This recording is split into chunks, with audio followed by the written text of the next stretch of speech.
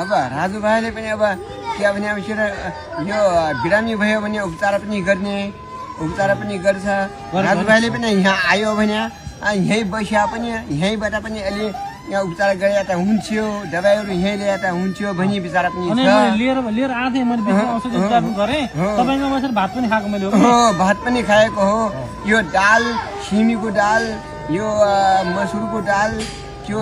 कति मिठो छ त्यो पनि राजु भाइले पनि खाएको हो खुवाइदिएको हो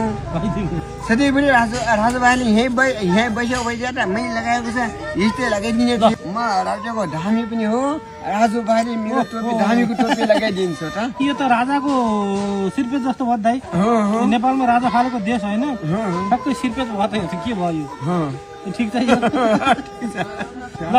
राउटे समुदायको आजदेखि राजु भाइ के हो भन्नु त राजु भाइले चाहिँ मेरो चाहिँ यो शिरको यहाँ लगाइदिएर ल दाइ यो समुदायको गहना हो दाइ हाम्रो समुदायको एउटा त मुख्य मान्छे हो राउटे समुदायको